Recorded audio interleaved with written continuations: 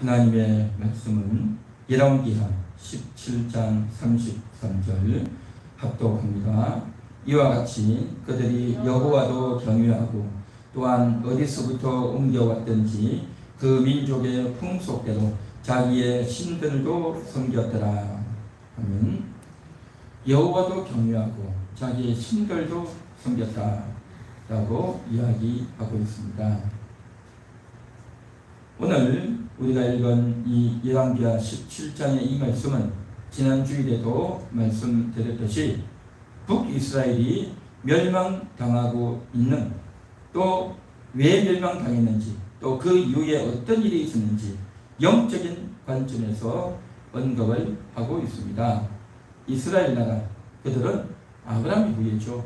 아브라함, 이삭, 야곱의 후예들, 그들이 애굽에 들어갔다가 430년 만에 출애굽하고 또 광야 생활 40년을 거쳐서 가나안 땅에 들어왔죠.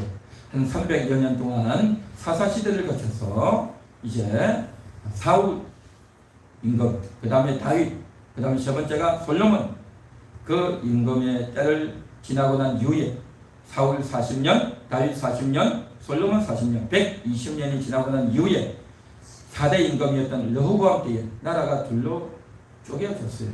그래서 남유다와 북이스라엘, 남유다는 유다 지파, 베냐민 지파, 그리고 나머지 10지파는 북이스라엘이 되어서 나라가 쭉 진행이 되어지다가 한 250년, 60년 정도 후에 북이스라엘이 멸망당합니다. 첫 번째 임금이 여로보암, 마지막 19대 왕이 호세아입니다. 그 호세아 때에 북방에 있던 나라였던 아수르가 침공해 와서 아수르에 완전히 멸망당해버렸어요. 그래서 한 3년 정도를 버티다가 더 이상 버티지 못하고 완전히 망해버렸어요. 여러분, 3년을 버틴다는 건요, 대단한 겁니다. 여러분, 임진왜란 때 일본이 쳐들어올 때에 일본에 완전히 무너졌지 않습니까? 물론 바다에서 이순신장 무너졌지만 육지에서는 다 무너졌어요. 얼마나 무너진지 견뎠습니까? 1년요? 어디도 없습니다. 부산에서 한양까지 올라가는데요, 한 발도 안 걸렸어요. 완전히 무너져 버렸어요. 끔찍하죠. 그리고 병자호란 때 청나라에서 쳐들어올 때 얼마나 버틴지 아십니까? 얼마 버티지도 못했어요. 강화도로 도망가려고 하다가 그 길이 막혀가지고 강화도로 가지 못하고 남한산성으로 갔다가 한 몇십일 버티다가 한 30일인가 40일 정도 버티다가 한국 간 거예요. 3년을 버틴다는 건요, 대단한 겁니다. 그런데 3년을 버텼어요. 그 3년을 버티고 나니 아수르 왕이 자기들이 이기긴 이겼지만 이가 바득바득 달리는 겁니다. 감히 우리를 이제 막아서 너희가 한국 안에, 그래가지고 이가 바득바득 달리고 화가 나가지고 어떻게 했냐면 북이스라엘에 있는 사람들을요 다 뽑아가지고 딴 데로 옮겨버린 거예요. 그러니까 강제로 몇천 명, 몇백 명 해가지고 진짜로 옮겨버린 겁니다. 우리나라도 일제시대 때 그냥 뿔뿔이 흩어지지 않습니까? 저 러시아로, 중국으로, 일본으로, 저 아시아로 뿔뿔이 흩어지지 않습니까? 그와 같이 이스라엘 백성들이 뿔뿔이 흩어진 겁니다. 강제 이주를 시킨 겁니다. 강제로. 그 강제로 갈 때 뭐 좋은 차에 태워서 맛있는 밥을 주어서 그렇게 했겠습니까? 완전히 비참하게 종처럼 끌려가는 겁니다. 참 비참하게 끌려갔죠. 그런데 그렇게 이주시키고 난 이후에 그 이주시킨 그들이 누구냐면 이스라엘 나라의 기득권층이에요. 많이 배우고 똑똑한 돈 많은 그런 사람들이었어요. 왜냐하면 이들을 남겨뒀다가는 이들이 똑똑하고 머리가 있고 말을 잘하니까 백성들을 지도할 만한 자리에 있기 때문에 저들이 또 어떻게 반란을 일으킬 줄 모른다 해서 그 사람들을 뽑아가지고 딴 데로 흩어버린 거예요. 다시는 돌아오지 못하도록, 다시는 이 나라에서 폭동을 일으키지 못하도록 그렇게 해버린 거예요. 그리고 거기에다가 이제 저 북쪽에 있던 사람들을 이쪽에 갖다 심어버리는 겁니다. 다른 민족을 이스라엘 나라의 수도였던 사마리아에 갖다 심어버린 겁니다. 그쪽에서 살게 만들어뒀다는 거죠. 이게 바로 이스라엘 나라가 명하고 난 이후에 일어난 일이었다는 것이죠. 그런데 이것이 그렇게만 하고 흘러가 버린 것이 아니라 이제 그곳에서 끔찍한 사건이 생겼어요.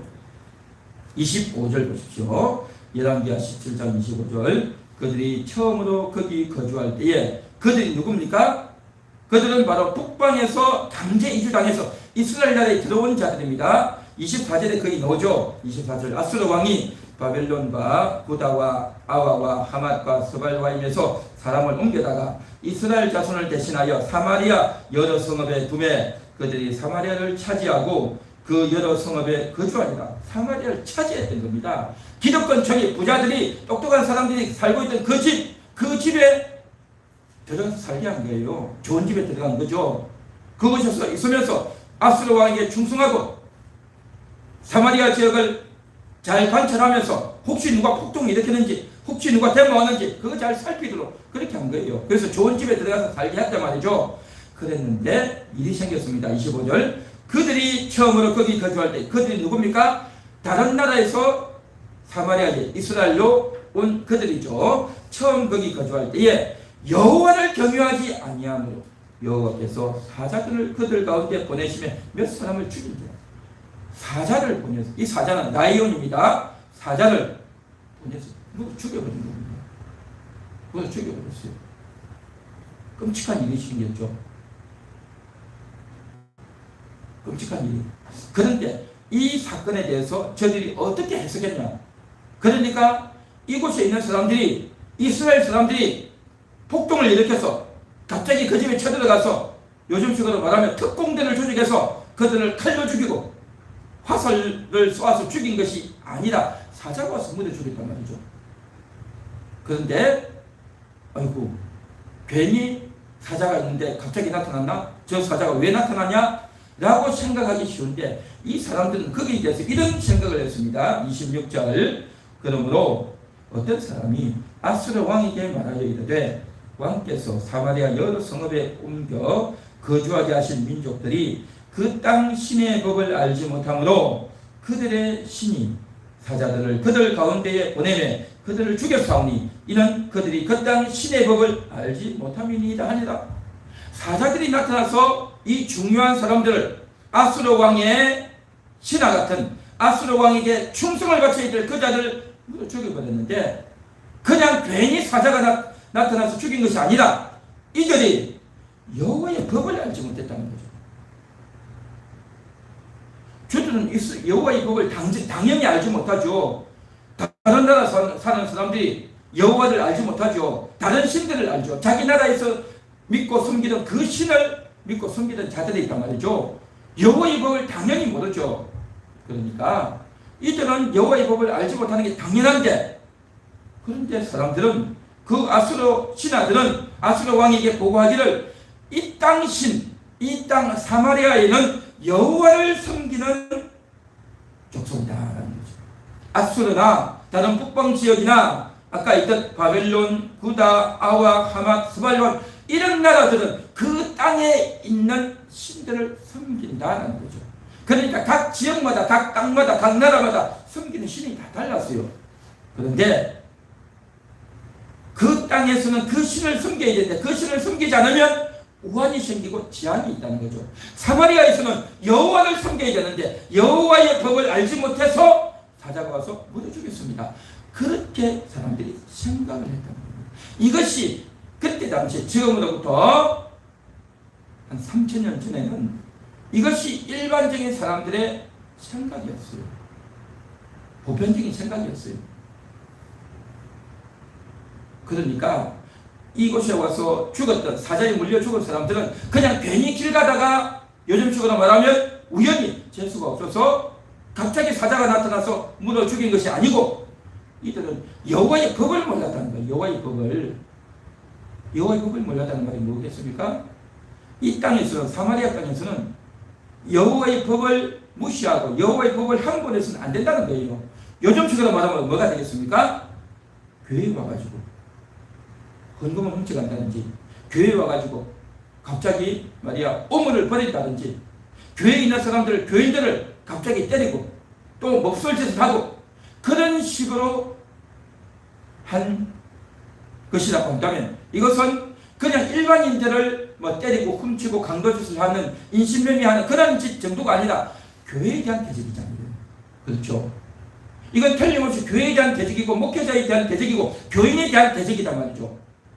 교인들이 예배를 드렸는데 교인들이 모여서 모임을 하고 있는데 교인들에 대한 교인들이 섬기는 여호와에 대한 모독이다 라고 생각을 할 수 있지 않겠습니까? 그렇죠. 그러니까 이 사람들이 사자에 물려 죽은 것이 그냥 괜히 길 가다가 물려 죽은 것이 아니라 바로 여호와와 연관된 못된 짓을 했다는 거죠.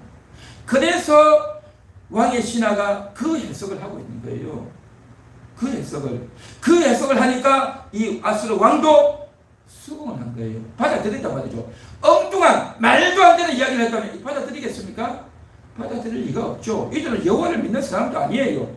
하나님 믿고 섬기는 사람이 아니다 말이죠. 하나님을 전혀 안 믿는 다른 신을 섬기는 사람인데도 불구하고 여호와의 법을 어겼다, 여호와의 법을 몰랐다라고 말을 할 정도로 여호와와 연관된 그러한 못된 짓을 했던 거예요.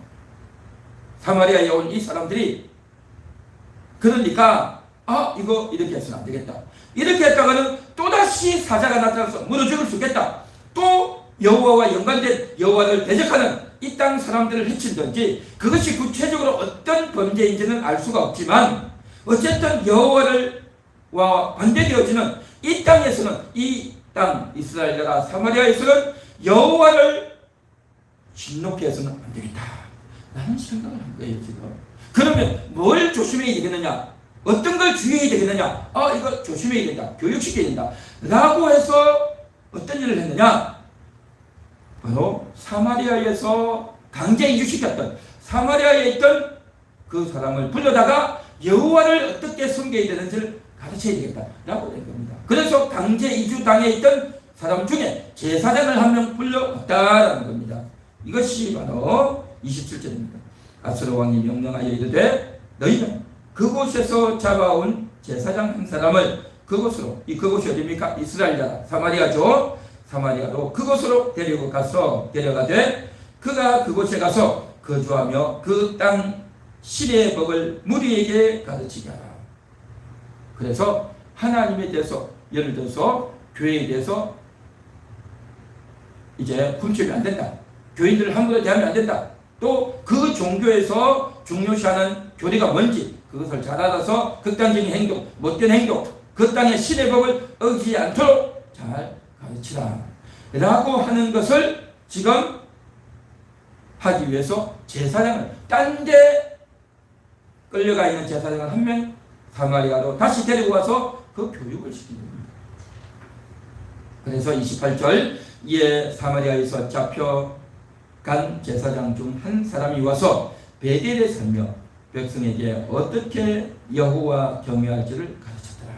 이 백성은 누구겠습니까? 강제 이주돼서 온 그런 자들, 그리고 원래 이스라엘에 남아있던 그런 자들이겠죠.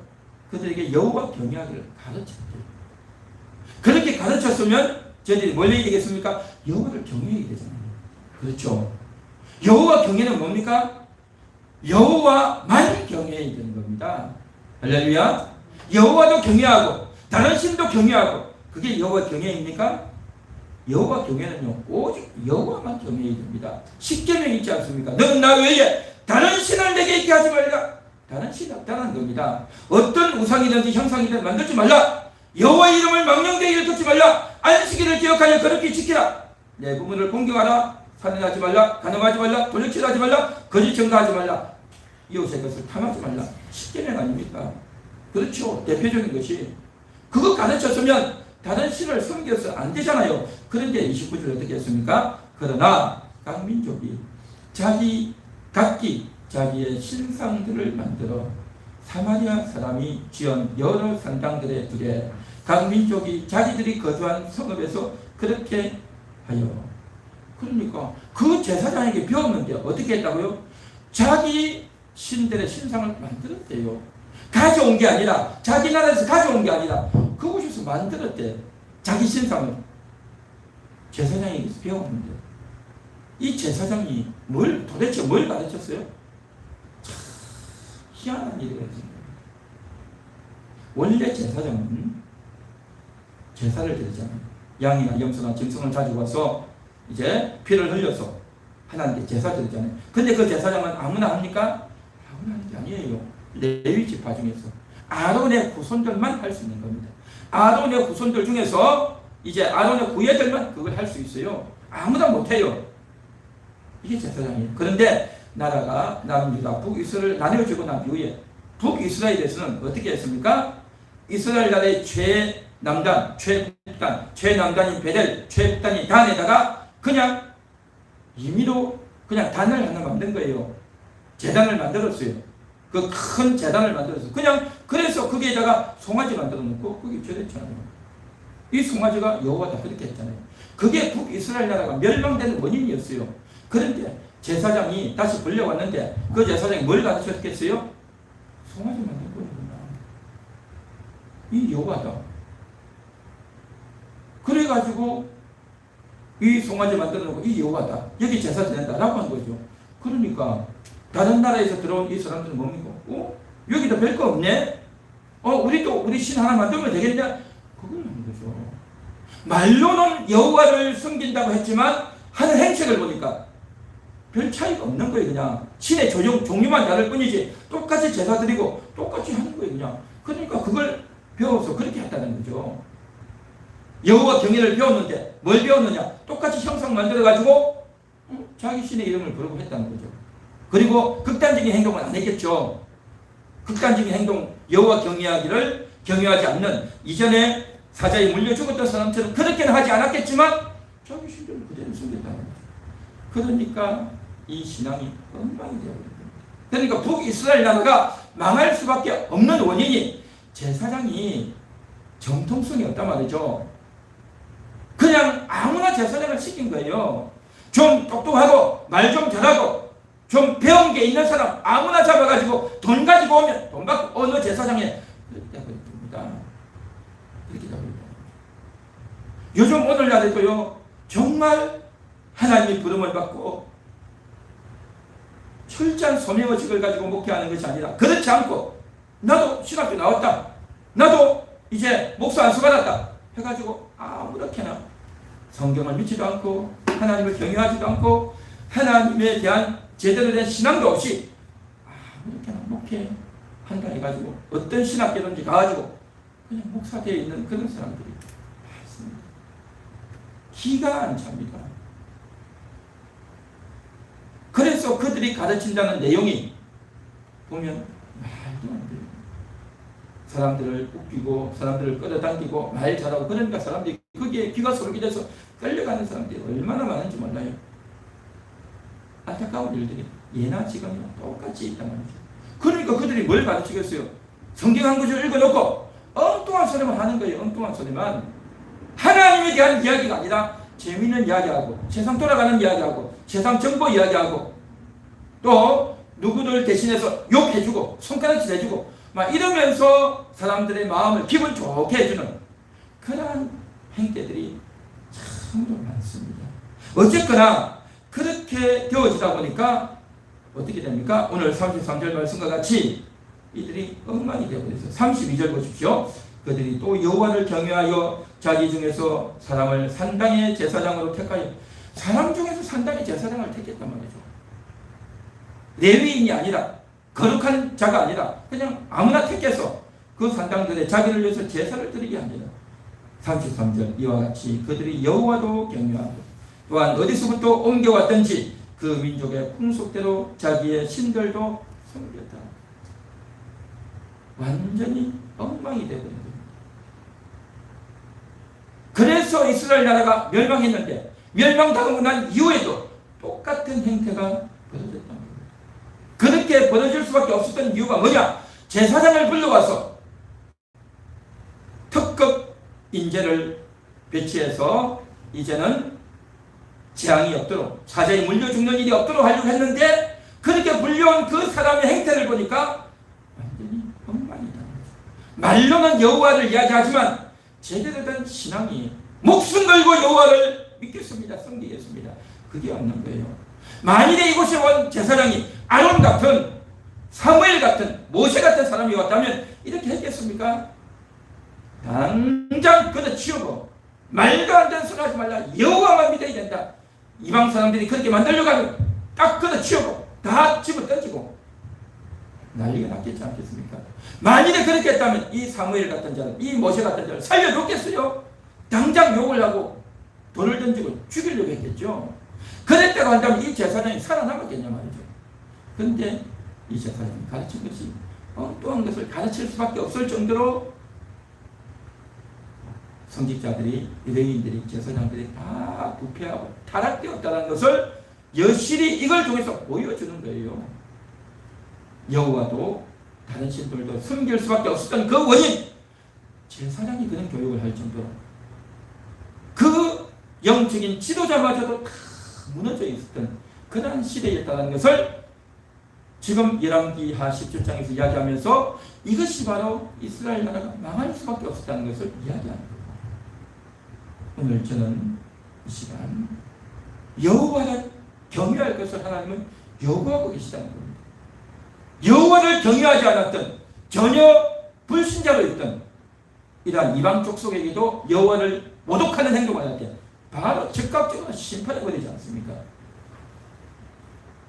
여호와를 모독하고 여호와를 망령되게 일으키는 자는요, 하나님께서 살려두지 않습니다. 극단적인 행동을 하는 자들은 물론 모든 자들이 다 여호와를 모르죠. 죄를 짓죠. 다 죄를 짓고 자기 잘난 척하면서 살아가지만 하나님 반드시 심판하신다는 거죠. 심판하시고 현실 세계에서도 심판하고 마지막 날 예수님 다시 오실 때에 백보자 심판이 있습니다. 처절하게 심판당합니다. 현실 세계에서도 재앙이, 마지막 날에도 백보자 심판이 있다는 거죠. 불신자에게 그래요. 불신자. 그럼 성도들은 어떠냐? 성도들에게도 하나님 여호와를 경외하라 명령하셨어요. 요구하셨어요. 안 믿는 자에게도 여호와 경외를 함부로 하지 않는 자를 무섭게 다루었다면 성도들은 어떻게 하겠습니까? 여호와 경외하세요. 여호와를 경외하지 않을 때 인생이 망하는 겁니다. 이스라엘 나라가 망했잖아요. 인생의 멸망이 뭡니까? 전쟁이 나고 먹을 게 없고 비참해지는 겁니다.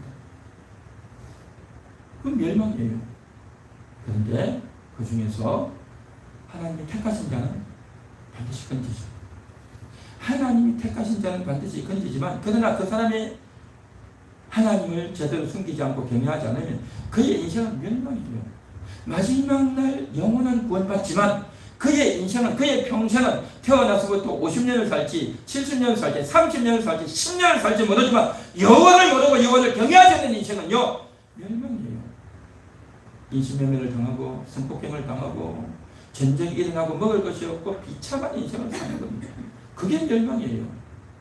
성경에서 말하는 멸망이 뭐냐? 두 가지인데, 첫째는 그 영혼이 하나님을 만나지 못해서 지옥 가는 게 멸망이고, 두 번째는 뭐냐? 성도들에게 오는 멸망, 인생이 멸망되었던 거죠. 하나님은 우리가 결코 그렇게 살기를 원치 않습니다. 저주인 겁니다. 이게 바로 저주고 정말 멸망이 아니냐 말이죠. 그 저주의 대표적인 사례가 뭡니까? 북한 아닙니까? 자, 영상 좀 틀어주세요.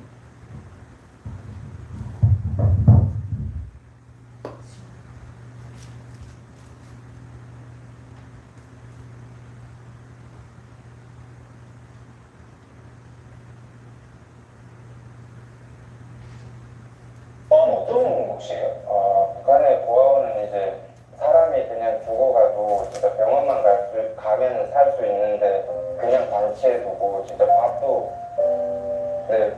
막 진짜 배밥보다 못한 거 주고 진짜 그 사람이 좀 약간 살아가는 그런 곳이.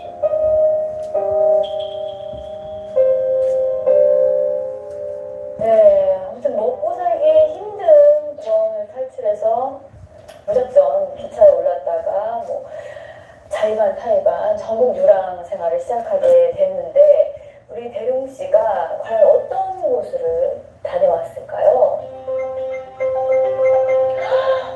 자, 지금 북한에서 기찻길 따라서 우선 청진, 길주, 김책, 또 그냥 나왔는데 안 가네요. 자, 얼마 동안이나 이렇게 다닌 거예요? 그 기간? 한 2년 동안 여기를 돌아다니면서 사신 거예요? 그나저나요, 대룡 씨. 제가 알고 있기는 북한에서는 함부로 여행도 못하고 더군다나 어떻게 기차를 타고 전국을 다 전역 북한 전역을 다 다닐 수가 있었죠? 네, 탈 수 없긴 한데 저희는 또 꽃제비 뭐 하다 보니까 이제 저희만의 그 타는 데가 있어요. 안에는 신분증도 없고 이제처럼 여행증 같은 게 없으니까 사람들처럼 안에는 못 타고 이제 그 기차가 북한을 떠나기 전에 이제 열차원이 호루라기를 불어요. 네, 그러면 이제 천천히 떠나는데 사람들 엄청 막 붐벼요. 막 복잡하고 그렇게 그 눈 피해가지고 이제 저희가 이제 타는데 저는 주로 발판에 탔어요. 발판? 사람들이 그러니까 딛고 올라가는. 그러니까 네. 기차를 탈 수 있는 거. 네. 기차 문 앞에 거기 발판. 그거 뭘 해봤자 유명하습니다. 기차 많이 타보다 이거. 거기 앉아서 문 닫고 근데 기차 떠나면 문은 닫혀요. 열차원들 올라. 그러면 지금 밖에 있다는 얘기예요? 네. 아, 밖에. 거기 잡고 있는 거야.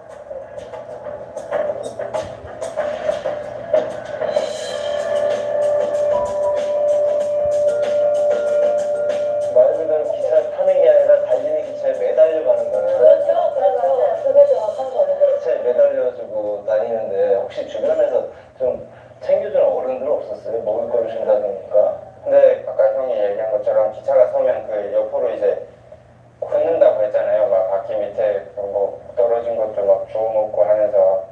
네, 근데 불쌍하다고 막 먹을 것도 이렇게 주고, 네, 막 좀 상할 것 같은 거 주는 사람들도 있긴 하지만 그렇지 않고 그냥 자기들이 먹으려고 했던 거 챙겨주고 이런 사람들 많았어요. 그래가지고 그런 사람이 있어요. 네, 거기도 사람 사는 세상인데 근데 그런 사람들이 흔치는 않죠. 네. 예, 제가 딱 경험인데 기차 이제 꽃제비들 기차석에다 쫙 숨는다고 했잖아요. 기차 딱 이렇게 서게 되면 사람들이 이렇게 뭐 이렇게 도둑시다가 또 밥 먹고 이렇게 뭐 반찬으로 뭐 가자미라든지 이런 것들 생선가스를 딱 버려요. 그러면 얘네들이 와 하고 날려붙어서 해요. 근데 누군가 그냥 아무 생각 없이 그냥 침을 확 하고 뱉었어요. 근데 그게 뭐가 먹을 게 날라오더라고 확 달라붙었다가 그냥 가더라고. 그런 애들도 봤었어요. 그리고 이제 그 생활을 하다 보면은 그냥 막 마냥 사람들이 막 이렇게 막 주고 그런 사람들도 있지만 또 막 뭐 자기 자랑이나 뭐 잘하는 거 막 노래 부르고 잘해. 네, 노래 진짜 잘해. 막 그렇게 해요. 그때 그 단천 쪽에 있을 때 이제 그 친구들 랑 같이 이제 걔네한테서 배운 노래가 있는데 그 다는 기억 안 나가지고 조금만. 네. 근데 그거를 불러주는 거야? 기차 안에 있는 사람들한테 밖에서. 어떤 노래예요?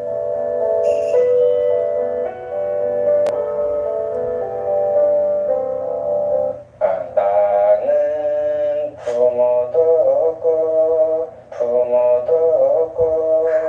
형제도 없는 불쌍한 고아랍니다. 내 죽어 산천에 간대도 그 누가 나의 시체를 묻어주리여 덮어주리여 수불석잔 부어주리여.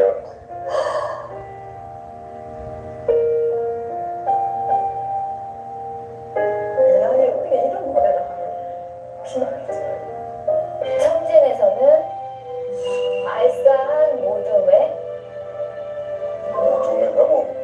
모둠이라는 게 그냥 한 명을 여러 명에서 때리는 거예요. 아. 네, 근데 이제 북한을 여기저기 다니다 보면은 이제 그 터세라는 게 저희만의 그 애들끼리도 있지. 타지 애들이 오면 어디서 왔냐 이러고 왜 왔냐 이렇게. 근데 그게 다 어느 정도 있긴 한데 유독 좀 제 기억에 남을 정도로 심했던 게 제가 이제 청진을 갔는데 근데 보지 않던 애가 왔으니까 애들이 불러가지고 이제 막 다짜고짜 막 돌로 까고 엄청 막 때리는 거예요.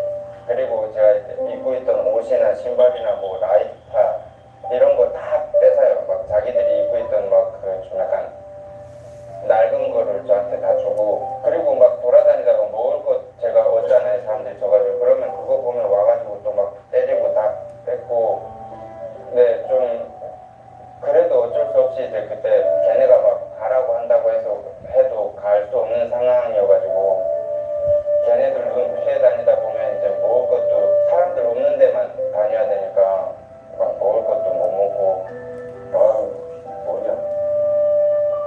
씨는 아까 그 유랑이라는 표현이 맞는지 모르겠는데 북한 전역을 다 도우신 것 같아요. 근데 그 중에서 어느 한 곳도 정착할 수 있는 곳이 없었어요? 아니, 한 2년 정도는 이제 그렇게, 떠돌이 생활 하면서 살다가 제일 마지막으로 정착하게 된 게 해산이에요. 네.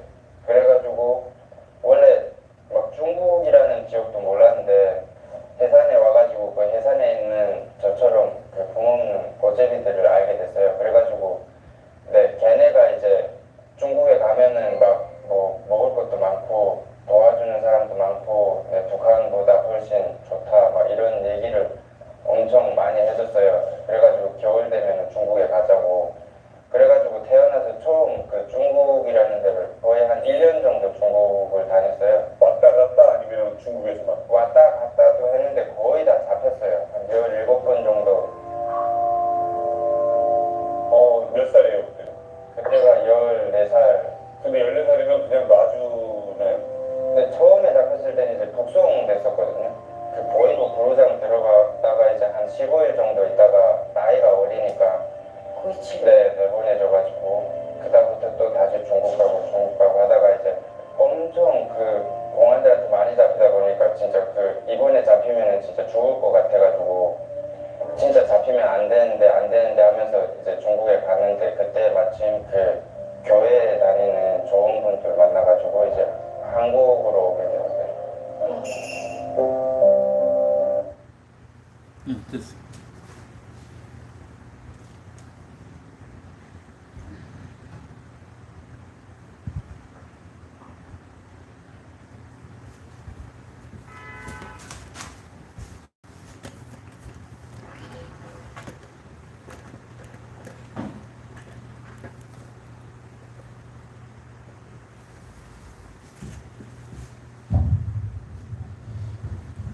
참 안타까운 영상이죠.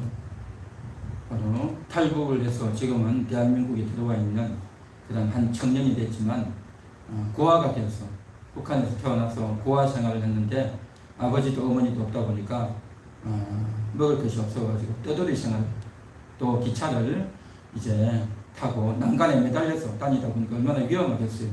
그렇게 다니다가 누가 주면 얻어먹는 그런 비참한 생활을 하다가 결국에는 참 처량한 노래도 부르고 그렇게 했던 이야기들을 쭉 하고 있지 않습니까? 그래서 부모가 돌봐주지 않으면 또 그 나라가 이러한 아이들을 돌봐주지 않으면 정말 비참한 생활이 됩니다. 고아죠, 그렇죠? 고아의 삶, 가정의 돌봄을 받지 못하고 또 나라에서도 돌봐주지 않는 그러한 삶을 살게 되면 비참한 인생을 산다라는 겁니다. 고아의 비참하고 안타까운 현실이다라는 거죠. 그런데 이것보다 더 비참한 게 있어요. 여러분 그게 뭔지 아십니까? 하나님을 알지 못하는 인생들입니다. 하나님을 만나지 못한 사람들은 대한민국에서 잘 먹고 잘 입고 잘 살지만 하나님을 알지 못하는 영혼들은 고아입니다. 아버지가 없는, 영적인 부모가 없는 그러한 자녀들은 바로 영적인 고아다라는 겁니다. 그러나 오늘 이 예배를 드리고 있는, 이 말씀을 듣고 있는 여러분들은 고아가 아니라 하나님의 자녀인 줄 믿습니다. 이것이 바로 여러분의 정체성입니다. 우리 다 같이 한번 따라해 볼까요? 나는 하나님의 자녀입니다. 영적 자녀입니다. 우리는 고아가 아닙니다. 나는 고아가 아닙니다. 그렇습니다. 고아가 아니기 때문에 먹을 양식이 있고 영혼의 양식이 있고 영혼의 음료가 있고 영혼이 입을 옷이 있고 여러분의 영혼이 치유를 받을 수 있고 여러분의 영혼이 구원받고 여러분의 영혼이 자유를 누리게 된다는 겁니다. 그러나 고아는 영적인 아비가 없는 그런 자들은 육신적으로는 호화스럽게 잘 먹고 잘 입고 잘 살지 몰라도 영적으로는요 영혼의 양식을 먹지를 못해요. 영혼의 음료를 마시지 못하기 때문에 늘 목이 말라요. 영혼이 입을 옷이 없기 때문에 늘 부끄럽고 수치하고 창피하기 때문에 화를 내고 성질을 부리는 거예요. 영적인 치유를 받지 못하기 때문에 영혼이 늘 병들어 사는 겁니다. 영적인 구원을 받지 못하기 때문에 그 영혼이 신음하고 고통 가운데 있고요. 영적인 자유를 누리지 못하기 때문에 갇히고 또 억눌린 그런 삶을 산다라는 겁니다. 구하는 부모가 없기 때문에 공급받을 데가 없어요. 그러니까 원천적으로 차단되어 있단 말이죠. 북한에서 육신의 양식을 얻을 수 없었던 저 부하가 비참하게 그런 자를 꽃제비, 그렇게 말하죠. 꽃제비가 되어서 그런 인생을 살았는데 오늘날 대한민국에도 여전히 마찬가지로 이 꽃제비 같지는 않죠. 대한민국에 있는 고아들은 보육원에서 다 살지 않아요. 또 고아가 아니고 좋은 집안에 태어나서 잘 먹고 잘 입고 잘 살고 돈도 많이 벌고 하지만 예수님을 영접하지 않는, 하나님을 경외하지 않는 그러한 자에게는요 어떠한 영적인 혜택도 없다라는 겁니다. 영적인 혜택이 없어요. 육신의 혜택은 있지만, 육신의 부여는 누리고 살지만 영적인 혜택이 없단 말이죠. 그러나 예수를 믿는, 하나님을 만난 사람은 영적인 혜택을 받게 된다라는 것입니다. 그런데 그 영적인 혜택은요 내가 원해야 되는 겁니다. 내가 원해야, 내가 소원해야, 본인이 그것을 선택해야 얻을 수 있는 혜택이고 복이다라는 것입니다. 그래서 이러한 복을 하나님이 우리에게 주셨을까요? 아직 안 주셨을까요? 이미 다 주셨습니다. 이미도 여러분의 영혼은 하나님이 주시는 영혼의 양식을 먹었고, 영혼의 음료를 마셨고, 영혼의 옷을 입었고, 할렐루야, 그것을 하나님이 다 주셨단 말이죠. 하나님께서 여러분 한 명 한 명을 선택하셨어요. 하나님이 여러분 한 명 한 명을 사랑하셨고, 하나님이 여러분들과 함께 하셨고, 여러분들을 위해서 천국을 예비하셨고, 여러분을 위해서 복을 주시려고 다 쌓아놓고 계시다는 겁니다. 믿습니까? 믿습니까? 그렇게 하나님이 조치하셨고, 말씀하셨고, 언약하셨고, 위로하셨고, 또 다 구원하셨고, 그렇게 다 약속하고 말씀을 주신단 말이죠. 그런데 하나님은 그런 말씀을 하시고 언약을 하시고 난 이후에 어떻게 하느냐? 하나님은요 이제는 찾으신다는 거예요. 우리 한번 같이 따라해 볼까요? 이제는 하나님이 찾으십니다. 이제는 하나님이 찾으십니다. 하나님 찾으십니다. 하나님이 하신 말씀을 똑똑히 들었는지, 하나님이 하신 말씀을 마음에 받아들였는지, 하나님이 하신 말씀을 마음으로 믿는지, 그 하나님의 말씀을 듣고 반응하는지, 그걸 하나님이 찾으신다는 거죠. 찾았어요. 찾았어요. 그래서 우리 대한민국도요, 조선 말에 복음이 들어오고 일제시대 때 복음이 들어왔잖아요. 이미 하나님이 주신 그 하나님의 말씀, 하나님의 약속을 제대로 믿고 제대로 소유한 사람은 일제시대를 이겨내는 겁니다. 육신적으로 고달프고 먹을 것도 없고 일본 사람들에게 압박과 핍박을 당했지만 하나님을 믿는 믿음을 가진 사람은요 견뎌내고 이겨냈던 겁니다.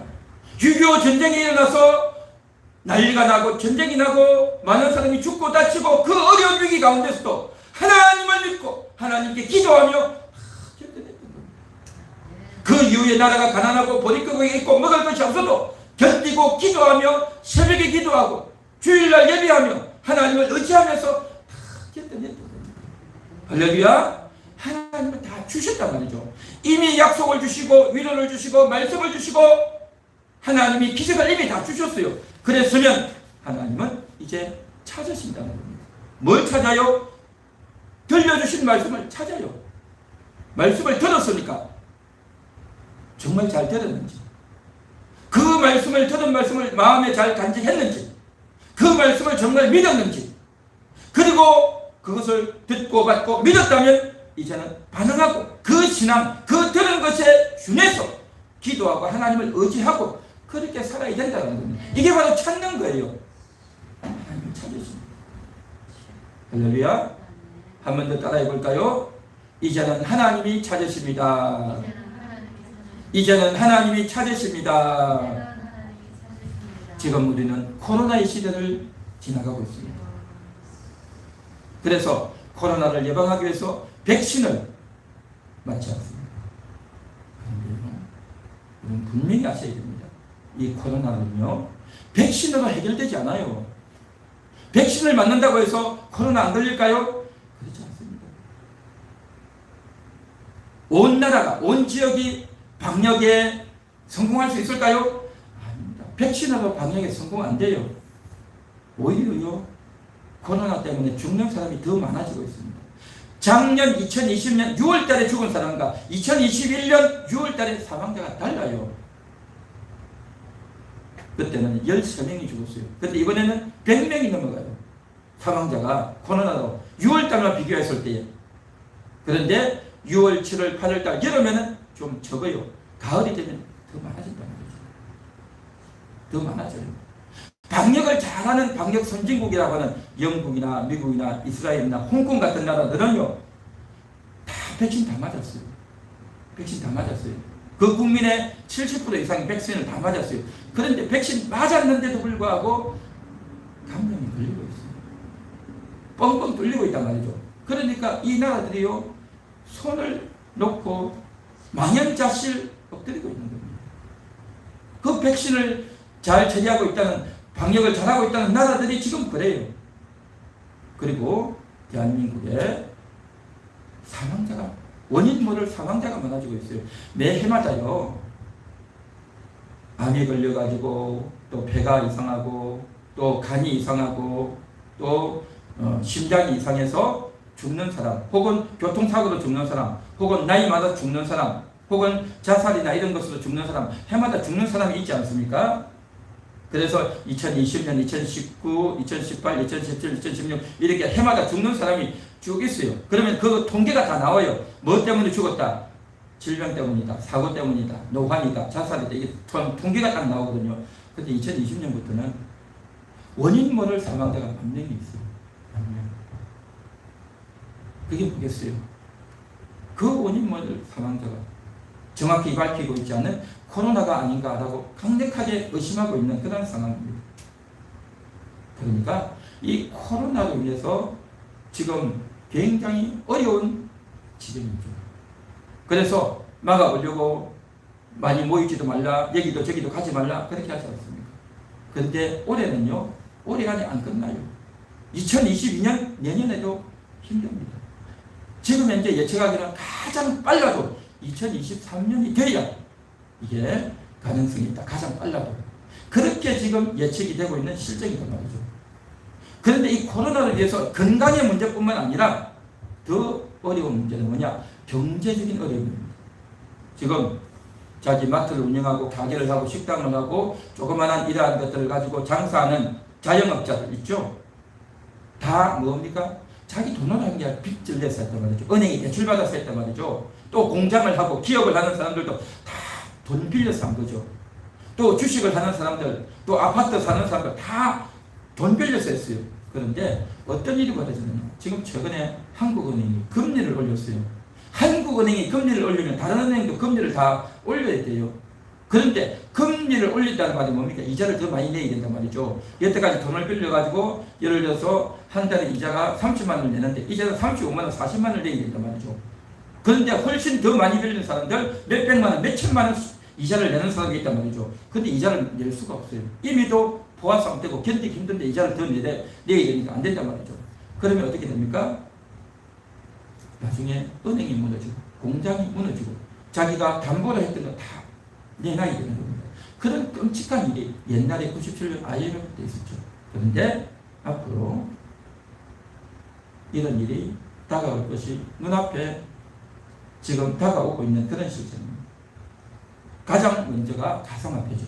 9월달이 되면 지금 7월이죠. 9월이 되면 가상화폐 완전히 절단나게 돼 있습니다. 그러면 엄청난 파고가 완전히 쓰나미처럼 몰려와요. 뿐만 아니라 북한이 가만 안 있었죠. 북한이 가만 안 있고 만일에 침공을 해오면 서해 5도 같은데 조그마한 섬을 하나 기습 공격을 해오면 과연 우리나라가 북한과 맞붙어 싸울까요? 평화를 해야 된다. 평화 시위가 일어나고 난리가 나겠죠. 엄청난 소용돌이가 온다는 거죠. 이러한 위기가 오면 사람들의 민심이 완전히 소용돌이가 되고 서로 충돌하고 서로 싸우고 난리가 나는 겁니다. 코로나로 인해서 많은 사람들이 죽고 경제적인 그러한 해체가 오고 또 남북 간의 긴장이 오고 갈등이 오고 굉장히 어려워집니다. 지금도 우리가 어렵지 않습니까? 지금도 힘들죠. 사람을 만날 수도 없고 돈을 벌 수도 없고 직장도 어렵고 어려운데, 그런데 정말 어려운 게 뭔지 아십니까? 이런 경제나 건강 문제보다 더 어려운 게 학교도 어렵죠. 애들 학교도 못 가지 않습니까? 그죠? 1년, 2년째 학교를 못 가고 있어요. 내년에도 역시 마찬가지가 될 거예요. 그러면 3년째 학교를 못 가면 어떻게 되겠습니까? 중학교를 가가지고 고등학교를 갔는데 친구도 못 만나고 선생님도 못 만나고 뭐 가끔씩 학교를 몇 번 가기는 했겠지만 인터넷을 하다 보니까 이거는 친구인지 학교인지 엉망이 됩니다. 그런데요, 더 어려운 건, 더 심각한 건 뭔지 아십니까? 교회를 못 오고 있다는 거죠. 사람들이 교회를 못 오고 있고 오지 못하고 있고 예배를 드리지 못하고 있고 성도를 만나지 못하고 있고 그러한 것에 대한 인식과 감각도 지금 없어요. 사람들이 지금 코로나니까 교회 갈 수 없겠다. 그렇게 한 주, 2주 지날 때야 아쉬움과 안타까움이 있지만 지금 1년이 넘어서 1년 반이 넘었잖아요. 그러다 보니까 사람들이 그냥 게을러지는 겁니다. 영적으로 게으르다 말이죠. 하나님에 대한 인식과 영적인 감각이 많이 무뎌집니다. 이게 가장 성도에 있어서는요 치명적이고 고통스럽고 안타까운 일이 아니냐 말이죠. 이러한 시기에 하나님이 찾고 계시다는 겁니다. 하나님을 경외하는지 하자는지를 찾으신다는 겁니다. 그동안 하나님이 우리에게 얼마나 많은 말씀을 주셨습니까? 우리 함께하는 교회를 통해서 얼마나 영적인 말씀, 내 영혼의 양식이 되고 꿀과 같은 말씀, 하나님이 얼마나 우리를 사랑하시는지, 하나님이 얼마나 나를 찾으시고 나와 함께 하시는지, 얼마나 놀라운 약속들을 주셨는지, 이 귀한 영적인 기름기가, 영적인 영양가가 찰찰찰찰 넘치는 말씀을 얼마나 많이 들었습니다. 그런데 그 말씀을 과연 잘 들었는지, 마음속에 새기고 있는지, 그 말씀을 정말 믿었는지를 하나님은 지금 체크하고 계십니다. 하나님은 우리 모든 영혼들을 지금 찾고 계신단 말이죠. 사랑합니다.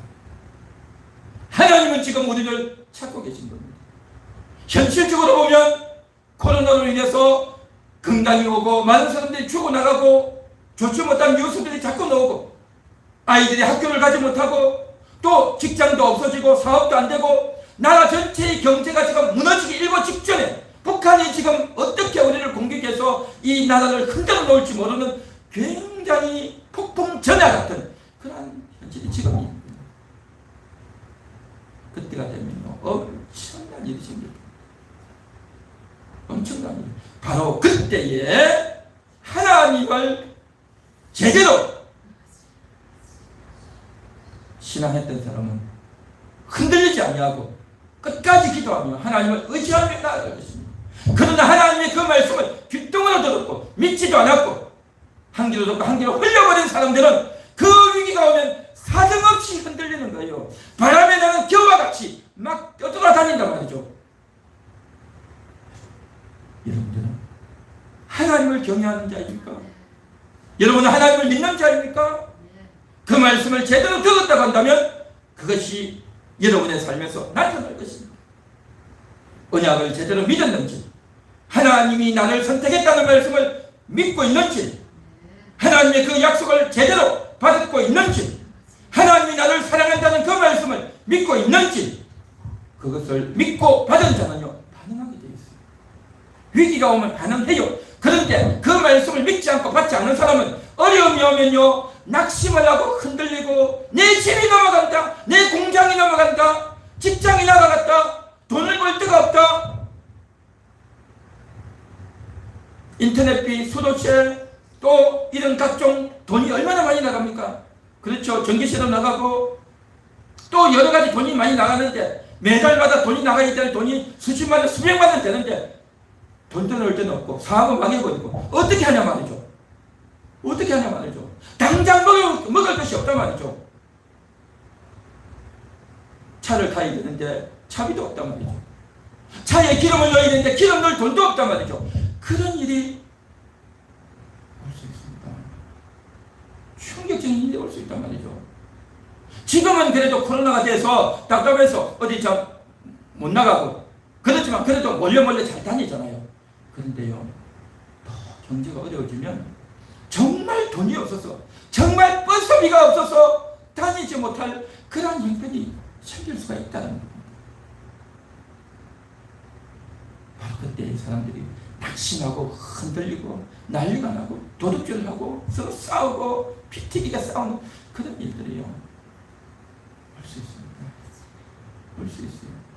6.25 전쟁이 났을 때 어땠습니까? 그 전쟁이 나고 공산당들이 넘어오니까요, 자기 주변에 있는 친구들, 주변 사람들 다 고발을 하고 고자질해서 자기 살아남겠다고, 제 사람 간첩입니다, 제 사람 부자입니다, 제 사람 지식입니다, 제 사람 교회장입니다, 다 손가락질해서 일러바치고 고발했잖아요. 그게 6.25예요. 그러는 상황이 도달하면 자기도 모르게 이런 일이 나타나요. 끔찍한 일이 나타난단 말이죠. 그것은 6.25뿐만 아니라 지금 오늘날에도 얼마든지 일 올 수 있다는 겁니다. 그래서 우리가 여호와를 믿고 여호와를 경외하는 자는 그러한 상황 가운데서 나 혼자 살겠다고, 나 혼자 배골지 않겠다고, 이 비참한 현실 가운데서 내가 살 수 없다, 내가 이렇게 해서 어떻게 사냐, 이 빚을 어떻게 갚냐 해가지고 극단적인 선택하는 사람들도 많아질 수 있어요. 그 어려움과 위기에 우리가 오직 대처할 것은 뭡니까? 여호와를 경외하는가, 경외하지 않는가. 여호와를 경외하는 자는요, 그런 어렵고 비참한 현실 가운데서 하나님께 무릎을 꿇고 하나님 살려주세요, 하나님 살려주세요, 하나님께 기도하고 의지하게 될 줄 믿습니다. 여호와를 경외하지 않는 자는 어떻게 됩니까? 오늘 말씀과 같이 여호와도 경외하고 자기의 관습대로 다른 신들도 경외하더라, 그렇게 되는 겁니다. 교회를 다니면서 하나님 말씀을 들으면서도 그냥 귓등으로 들었던 사람들은 어떻게 됩니까? 자기 습관대로, 자기 편리한 대로, 자기 이기적인 욕심대로, 자기 오름대로 마음대로 다 해버린단 말이죠. 이게 이스라엘의 실상이었단 말이죠. 저는 오늘 이 시간 정말 오늘 열왕기하 19장에 나와 있는 17장에 나와 있는 이 제사장 같이 되지 않기 위해서 저는 몸부림칩니다. 목숨 걸고 오늘도 이 말씀을 여러분들에게 이야기할 수밖에 없어요.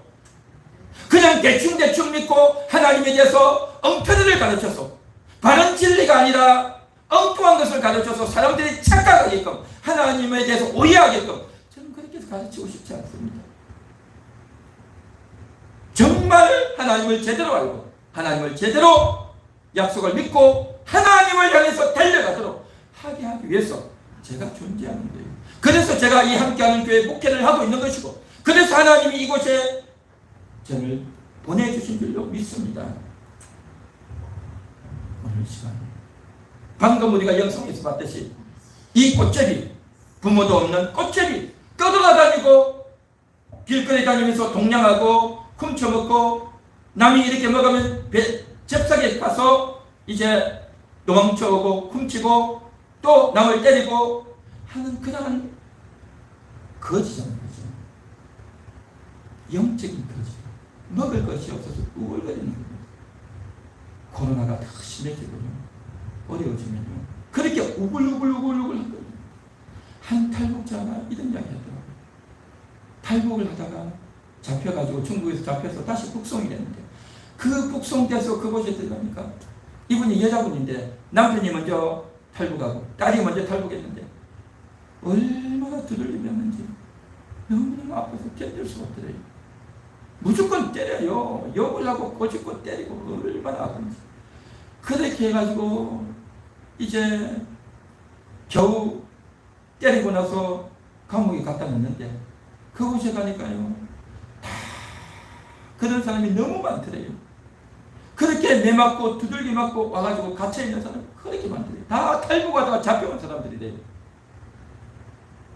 엄청난 사람들이 정말 그곳에서 살 수 없어서 도망을 치려고 했는데 도망치지 못하고 잡혀온 사람이 구원을 만나고 구원을 받아야 되는데 구원받지 못해서 영적인 구원처럼 사는 자가 이 대한민국에 얼마나 많은지 아십니까? 하나님을 알지 못하고 영혼의 양식과 음료를 먹고 마시지 못해서 입을 옷이 없어서 영적으로 굶주리고 헐벗어 있는 그런 자들이 얼마나 많은지 모릅니다. 그러나 오늘 이 시간 여러분들은 영혼의 양식을 먹었고 영혼의 옷이 있단 말이죠. 할렐루야. 이미도 먹었고 마셨고 입었고 고침받았고 구원받았고 자유를 얻은 분들 아닙니까? 이제 손만 뻗으면 하나님 도와주세요. 내가 영혼을 경외합니다. 하나님 살려주세요. 손을 뻗으면 됩니다. 구하는 부모가 없기 때문에 먹여줄 자식, 먹여줄 부모가 없기 때문에 굶주리고 비참하게 살아요. 그런데 이 영적인 구하, 오늘날 대한민국의 삶에서도 하나님이 없는, 예수님을 영접하지 않고 하나님을 한 번도 경외하지 않은 자들, 그렇게 할 수가 없어요. 어려움이 다가오면 하나님 의지 절대 안 해요. 기도 절대 안 해요. 할 수가 없어요. 그런데 하나님을 이미 믿고 알고 있으면서 또 불구하고 하나님을 의지하지 않고 세상 사람들처럼 낙심하고 좌절하고 극단적인 선택하고 이상한 행동을 할 사람들이 너무 많다고 합니다. 정말 우리가 어떻게 해야 될 것인가? 나는 여호와밖에 없습니다. 내가 살 길은 하나님밖에 없습니다. 하나님께 기도하는 것 외에는 내가 살 일이 없습니다. 그렇게 생각하고 그렇게 기도하고 부르짖어야 될 줄은 믿습니다. 여호와도 경외하고 다른 신도 경외하는 이게 뭡니까? 이걸 가리켜서 혼합신앙이다. 섞였단 말이죠. 혼합됐단 말이죠. 뭐 좋지 않냐? 이것도 믿고 저것도 믿고 좋지 않냐 말이죠. 여러분 신앙은요 하나만 믿어야 되는 겁니다. 신앙은 하나만 믿어야 된단 말이죠. 신앙은 영적인 관계는요 하나님과 나와의 사이에 그 무엇도 끼어들면 안 돼요. 여러분 가정이 있는데 자기 아내만 사랑해야 되고 자기 남편만 사랑해야 되지. 나는 마음이 넓어서 배려심이 많아서 나는 많은 여자들을 사랑하고 많은 여자들에게 돈도 주고 많은 여자도 내가 사랑하겠습니다. 그렇게 말하는 남자가 있다면 이 사람은 미친 사람입니다. 그렇지 않습니까? 남편이 하나만 있어야지 온갖 남자들을 다 사랑하고 다 아끼고 다 존중한다면 이 여자는 정상이 아닌 거예요. 그렇지 않습니까? 자기에게는 한 아내 한 남편만 있어야 된단 말이죠. 성도에게는요 오직 내가 의지할 분은 여호와밖에 없어야 되는 겁니다. 여호와에게만 의지하고 여호와만 신앙하고 나아가야 된단 말이죠. 그런데 여호와도 좋고 딴친도 좋고 이것도 좋고 저것도 좋고 다 찾으면요 다 얻을 것 같지만 그래서 여호와께서 찾으시는 겁니다. 여호와만 의지하겠느냐? 내 진정 사모하는 친구가 되시는 구주 예수님. 내 진정 사모하는 분은 예수님밖에 없단 말이죠. 여러분 그렇습니까? 예수님밖에 없단 말이죠. 우리 한번 같이 따라해 볼까요? 여호와를 경외합니다. 여호와만 경외합니다. 여호와만 경외합니다. 할렐루야. 오늘 말씀을 생각하면서 통성으로 기도하도록 하겠습니다. 하나님 아버지 감사합니다. 하나님 아버지 감사합니다.